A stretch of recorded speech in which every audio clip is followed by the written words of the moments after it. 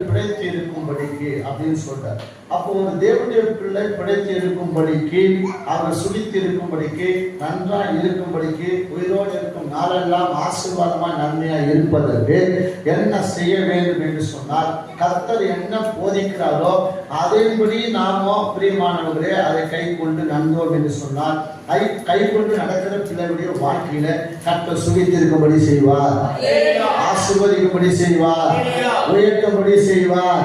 அவருடைய பொருளாதாரத்தில் கை பிரயாசத்தையும் ஆஸ்வதிக்கிறதா இருக்கிறார். அப்போ தேவனுடைய பிள்ளைகள் இஸ்ரவேலிலே நீங்கள் பிழைக்கும்படி என்று சொல்கிறார். அப்ப நீங்கள் நான் என்ன செய்ய வேண்டும்? அவைகளை எல்லாம் கவனமாய் கேட்டு அவைகளின் படி நாம கை கொள்ளுவதற்கு தான் கர்த்தர் உங்களுக்கு போதிக்கிறார். எதுக்கு போதிக்கிறாரு? கை கொள்ளுறதுக்காக தான். ஏன்னா நாம போதனைகளை கேட்க வேண்டும். தேவன் என்ன போதிக்கிறார் என்பதை நாம் கவனமா என்ன செய்யணும்? கேட்டு அதன் பிறகு கை கொள்ள வேண்டும். அப்படி கை கொள்ளுகிற பிள்ளைகள் தான் எங்க போனாலும் அவருடைய வாழ்வாதாரத்தை கர்த்தர் என்ன செய்வாரு? பெருக வைப்பார், அவர்கள் பிழைக்கும்படி செய்வார். ஏன்னா நாம கற்றுக்கொள்ளணும். தேவன் என்ன போதிக்கிறார்?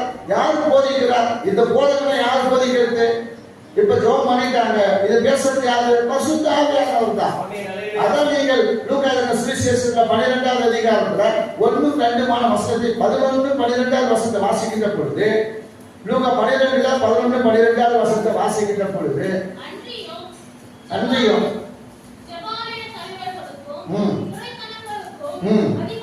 அதிகாரம் உள்ளவர்களுக்கும் விடும் பொழுது எப்படி எண்ணத்தை மாறுதரமாக சொல்லுவோம் என்றும் எதை பேசுவோம் என்று கவலைப்படாது இருங்க. நீங்கள் பேச வேண்டியவைகளை பரிசுத்த ஆவியானவர் அந்நேரத்திலே உங்களுக்கு போதிப்பார் என்றார்.